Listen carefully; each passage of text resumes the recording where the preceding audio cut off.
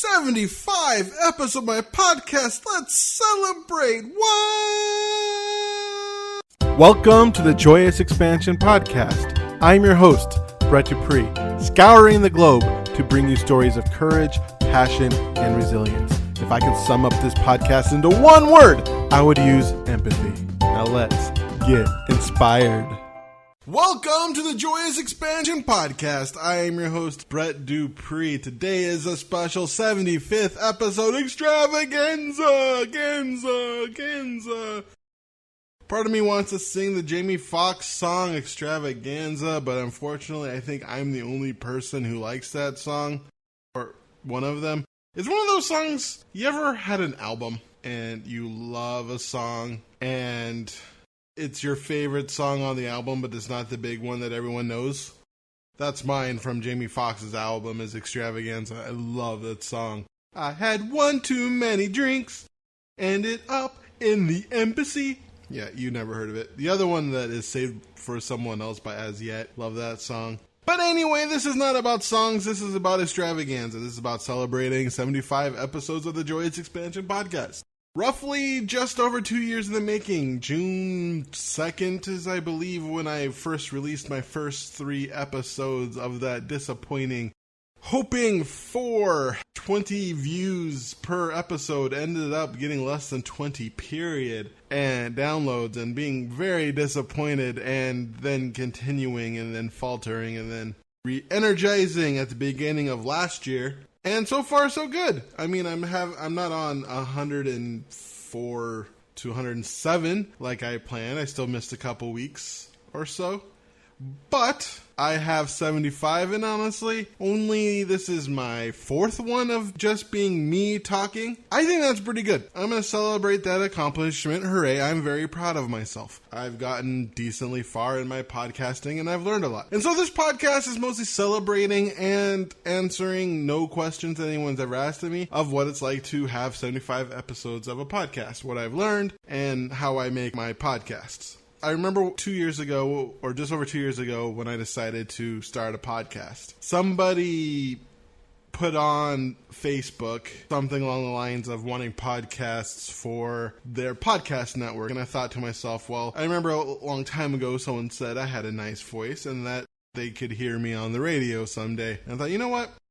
I should finally start a podcast. I want to interview people, and I definitely want to showcase people's stories, talk about empathy, with the idea that, because when I listen to stories, I like stories where I get to hear mostly normal people going through normal things, if you will. A lot of this tends from, Albert Menza. He is a very inspirational, motivational speaker, and he has a fabulous story. But for me, that story isn't very relatable because he grew up in Africa and had nothing. And they used to pass around one piece of chicken, and he only got one chicken. He used to save it for a week, which sounds disgusting. And then he made it to the United States where he had $20, and with that $20, all he had, he bought an entire bucket of chicken and underwear because he never owned underwear before, and he ate so much KFC that he got sick because the thought of eating an entire bucket of chicken was just amazing to him. And then he won the world champion of public speaking, his first freaking year doing it. And while that's an inspirational story, and I'm sure it's inspirational to some people, honestly, I did not find that inspiring. I'm not going to discount that story. I don't want to discount that story. It's a great story. It's a great speech. But for me, when I listened to it and I thought about it, it wasn't a story that made me think that I could do it. But then I was listening to this other podcast of this author. I forgot the podcast. Oh, man. But he was talking about how he was a 19-year overnight success. Basically, he's been writing and pushing for 19 years until finally one of his books made it, and then he exploded, and he became an overnight success in his joke. That story spoke to me. It spoke to me because I'm somebody who's been pushing now for, I think, at least solid 9 years at this, but I believe I started in 2008, so that's 12 years of wanting to be a motivational, inspirational speaker. Been a Toastmaster for 10 of them. I have not very much progress in that, honestly. I'm just not close to where I want to be. It's still not making me money, and don't have a lot of clients. I don't even know if I want to be a coach anymore, or just have coaching being something people force me to do because they really want my coaching. I'd rather do the speaking because I love inspiring people most of all, and being part of the rah-rah and helping people live their lives in a big setting more. And that's why I'm more focusing on the Church of Awesome than that. But that basically, the reason why that spoke to me is that's someone who got rejected and dealt with all of those issues, and he was able to push through it. And so I thought, I want my podcast to be a podcast where I interview people going through normal life. They could be trying to achieve great things, which is fine. A lot of people want to achieve great things, or they just want to do normal things, like just being a psychic. I mean, psychic, maybe you make like you do good, be 6 figures, or run a store, or just, I'm talking about not going out and being like a huge Tony Robbins, but someone who just wants to build a career doing something they like. And honestly, I'm willing to speak on anyone who has a story of wanting to do something in their life, even if it's just raise the best family. I would love to talk to a mom about what it's like. So sure, someone needs to hear that, because my idea was if I get enough stories, the right people will listen to them and inspire them. Or if you listen to enough of my podcast, enough of the people's stories will resonate with you and help keep you going. Help keep you going on your path, whatever that is. And that was the idea of my podcast. That's what I wanted. The problem was the name at first, because I felt the Joyous Expansion Podcast wouldn't really convey that as well. And I still don't think it does. It just fits with my old SEO, and I couldn't think of a better name. Which is why at the beginning of all my podcasts, I start out with, welcome to my podcast, because for the first, I think 5 or 6 episodes, I did not settle on a name. The thing I learned from that is really don't start until you have your vision down, but at the same time, start. I probably should have talked to somebody, maybe a business consultant of some kind, or one of my coach's friends, to just bounce something off of. I would highly suggest doing something like that. Maybe your therapist. I don't know. Someone to bounce ideas, what you want to convey. And someone suggested the Joyous Expansion Podcast, but I think that person was thinking more marketing. But I kind of almost want to push past Joyous Expansion. I mean, it's great. I love it. I love my book and everything. But I think that's just one aspect of what I do and who I am. And I almost feel like I'm outgrowing that. So if you were thinking of starting a podcast, I would think of getting your vision down. Now, I'm going to keep the Joyous Expansion Podcast at least till 100 episodes. I don't plan on stopping anytime soon. I like it. So at first, it was a struggle. I think if you've been following me for a while, you've heard me talk about the struggle. At the beginning, not getting the listens I wanted. I thought 60 listens at the beginning was me being low. I thought if my friends and family listen, that's about 10 people easily. And if they, each of them, the people who I did it, sends it out to them, and 10 people of them would listen to it, that's 6. That's just below. And when it turned out, I believe it was 18, if I remember. It was under 20. I wanted 20 listens, and it was under 20. And I was devastated. That hurt a lot. I almost quit at that point, but I decided to push through it.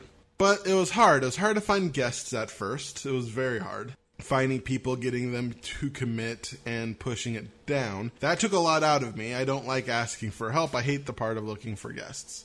I'm just not really good at putting myself out there. I do not take rejection well. And then editing at first felt like a drag. It felt like a huge drag because it takes so long to edit.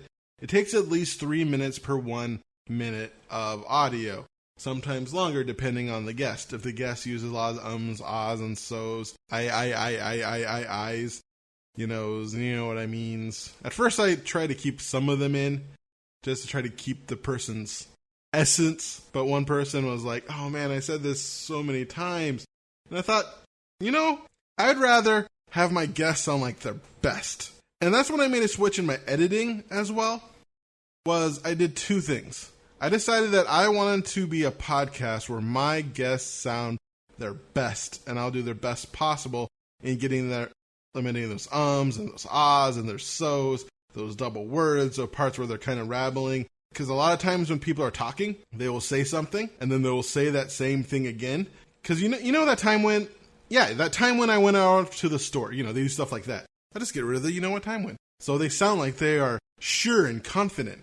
And I decided that's what I want for me. That's a service that I provide. And then I made editing a game. I tried to think, how much time can I take away from the interview? Sometimes it's up to 12 minutes of just getting rid of the ums, ahs, so's, you knows, I's. Remember when you go to the store. Sometimes it's like 12 minutes, and that feels so satisfying that I eliminated that much filler. I also get rid of breaths. I don't know why. I just don't like listening to me breathe. When I edited my book, which took freaking forever, I was like, I do not want to hear me breathe. Yeah. What was I saying? Oh, yeah. So that's how I got the editing down, is changing my mindset by it. And I use a programmable mouse. If whatever you're doing, if you're going to edit, use a programmable mouse. Use the left buttons. They're great. 1 for delete, 4 is for me silent. And you just press it and it does make that go faster. But switching my mindset at editing, and then switching my mindset on the views. I decided, since I am going to be a smaller podcast and I am a Toastmaster, the thing that I love about Toastmasters is watching people grow. Watching people step out of their comfort zone. I love watching icebreakers. Icebreaker is the first speech in Toastmasters, and I absolutely love watching, especially from the people who are most afraid. There's this one person, her name is Beja. Her icebreaker was one of my most proud moments in Toastmasters, because it took like 8 months to maybe a year to get her to do it, and it was just constant, just trying to help build up her confidence. And then when she finally did it, that was great. So I thought to myself, I could be a podcast that serves people who don't necessarily get their voices heard, the newbies. I decided that even if I become gigantic somehow in the Joyous Expansion Podcast, or my next podcast gets one that gets 5,000, 10,000, 100,000 views or something like that, I still would want to dedicate at least one interview a month to a newbie, to somebody new, to somebody who this is their first podcast. I would try to get those as well, because those people deserve to be heard, and I enjoy them. I enjoy learning about them. And that's another thing that I did as well. I shifted my perspective on the interviews.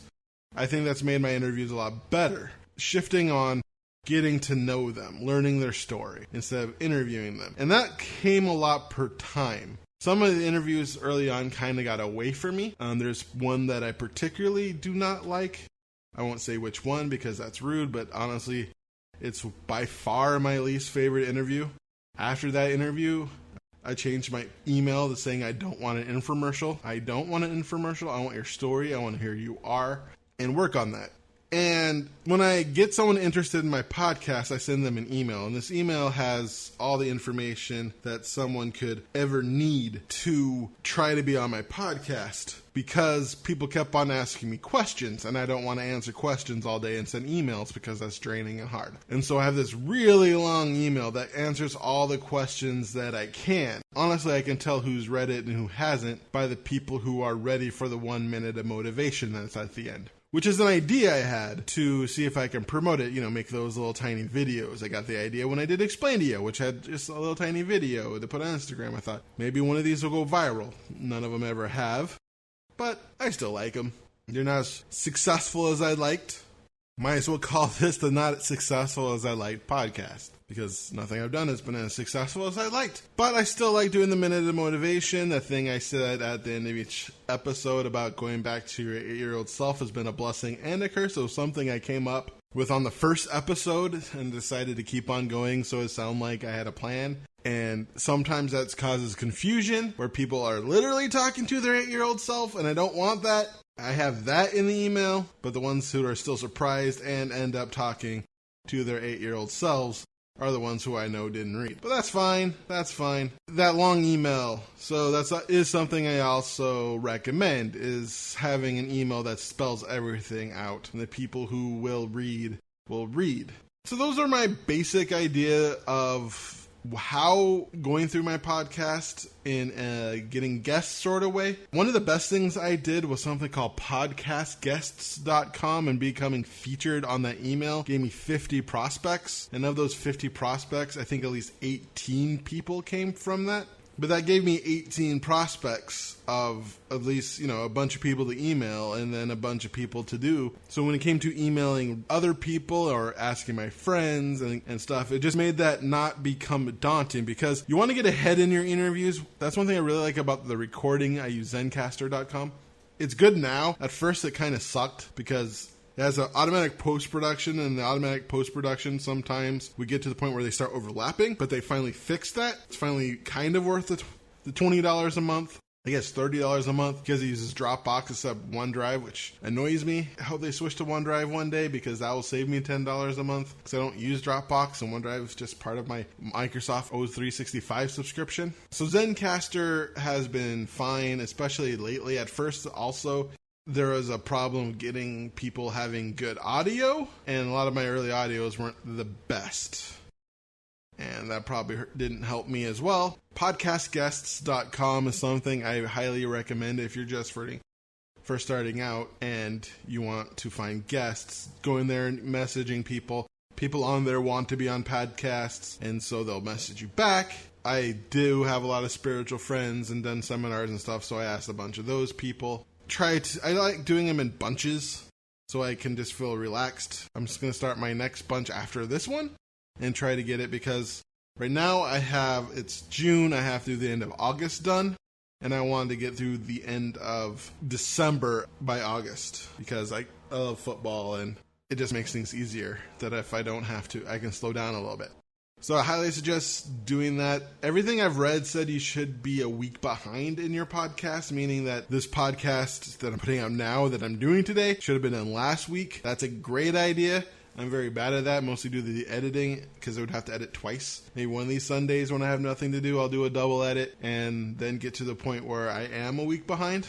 But at the same time, it doesn't feel as fresh when I do my beginning part. But that's not a bad idea. It's not a bad idea. So now I really want to talk about the interviews and the things I've learned from people. I mean, that's the thing I like most about my podcast is interviewing people and how much better I am at it. And one thing I always remember from Adventure Time, Jake the dog saying sucking at something is the first step to being kind of sort of good at it. But that's very true. My early interviews were kind of stilted. I felt almost overwhelmed, and you don't realize how thankful people are to be on your podcast. The people who show up on my podcast are thankful to be there. And that's something I always had to get through my head, especially the people who are introverts, who are harder to get them to say things. Because they're the people who can talk, you ask them a question and they can talk 10 minutes. And if they're talking about their story, I don't mind because I'm riveted. I love listening to people's stories. And then there's people who I ask them a question and they answer it in under a minute. Those can be difficult and trying. In fact, those are the ones that are generally around 20-something minutes because after a while, I run out of questions to ask, and towards the end, I want to pivot to what they do. They could have a chance to sell themselves because I still want people, have a chance to talk about what they do, not just their story. That part of, when I first started my podcast, it took till episode 20-something before I literally emailed it out, before I just tagged them on Facebook because most of my first people were Facebook friends. I was very bad at sending it to people. I was almost ashamed of it. Yeah, I was almost ashamed of my first few podcasts. But I feel better about it now. I started to feel really proud about it. Mostly after talking to so many amazing people. The stories that really surprised me. Or the ones that I'd never expected. Evan Safford, that was one of my favorite interviews in the sense of when I started the podcast, I thought I'd get mostly coaches or something like that. But this was a guy who just was a musician. He was weird. He was out there, but he was inspiring in his own way. And that was awesome. That's one of my favorite interviews. It's also one of the weirdest interviews I ever did. But this is a guy who's living his life and doing his best and learning, and he's hustling, and it's awesome. It's freaking awesome. I'm not saying my other interviews aren't awesome. Another thing that surprised me is how many people smoke crack or did hard drugs. A lot of people who I didn't expect having issues like that. Sometimes it helped me with my personal biases, especially when it comes to really attractive women. Sometimes I just think their lives are easy because I grew up on sitcoms, honestly.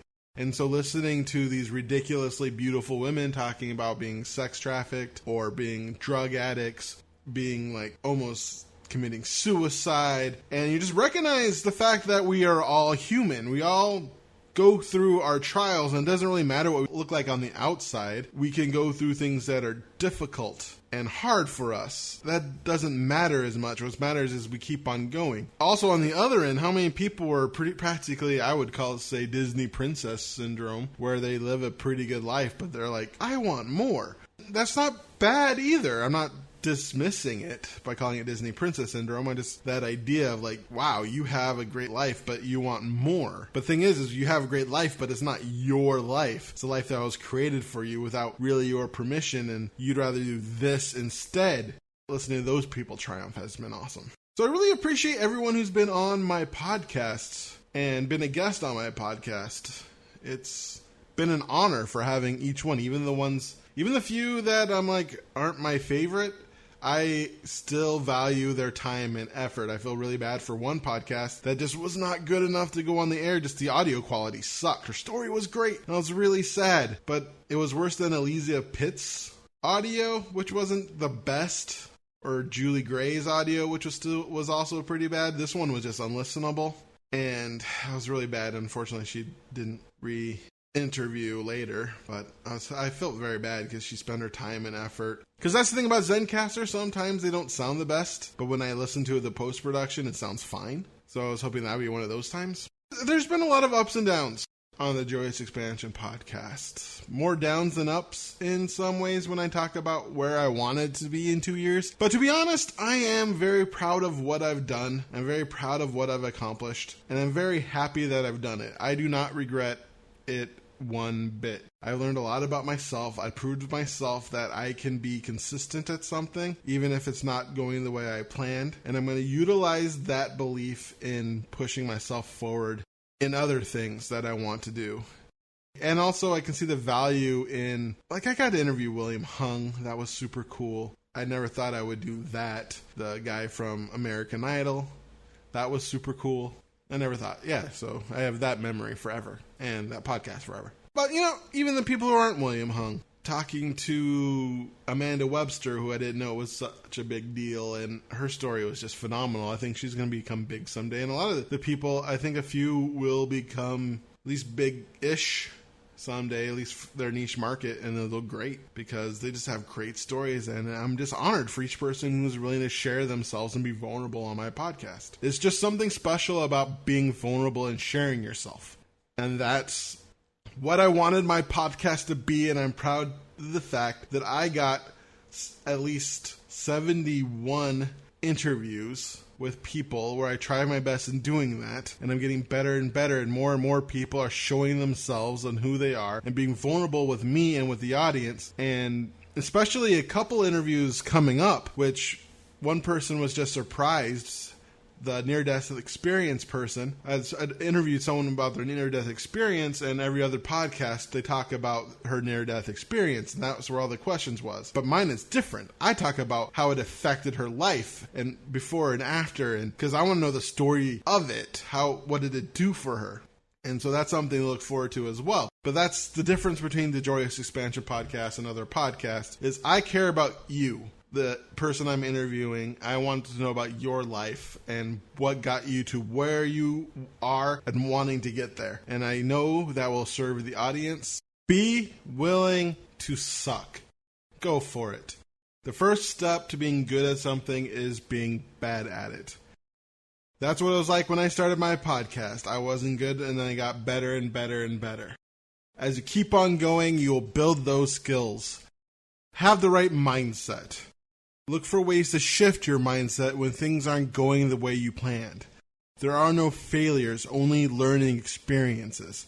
So when you look back, constantly evaluate where you are, learn from your successes, learn from your quote-unquote failures, and push forward. Continue to learn, continue to grow, and continue to push. Sooner or later, you will get it. But most important is the personal growth along the way and who you become because you went for it. Whatever you're going for, I'm proud of you. Thank you all who have been a part of this journey with me. I truly appreciate all my listeners. I truly appreciate all my interviewees. Haha. Old thing where I used to say that instead of guests because I forgot guests for like 50 episodes. I forgot that word. But I'm thankful, I'm grateful, and I look forward to at least doing another 25 episodes of the Joyous Expansion Podcast. So once again, I'm Brett Dupree. You can email me at BRE2Ts, DUPR2Es at joyousexpansion.com. You can find me on LinkedIn, Instagram, Twitter at Joyous Expansion. You can find me on Facebook at Increase Your Joy because my SEO game is trash. All these podcasts are at pod.joyousexpansion.com. You can also check it out on Stitcher and everywhere podcasts are because I use Buzzsprout. Check out the churchofawesome.com. Listen to my other podcast, Church of Awesome. Like, subscribe, review, all that helps me so much, and I appreciate and love you forever if you do that. Well, I love you forever if you're listening to this right now because you're amazing. And Brett Dupree, your champion of authentic joy, Joyous Expansion, life coach, and catalyst of transformation for the Church of Awesome, wishing you once again to be love, to be joy, to be awesome. Now play my jingle. JoyousExpansion.com. JoyousExpansion.com. Come and say hello to Brett Dupree. He is an inspirational life coach, good for you and good for me. He turned my life from grey to blue, I'm sure he'll do the same for you. Get in touch and you'll see your life will change dramatically. JoyousExpansion.com. JoyousExpansion.com. Yeah.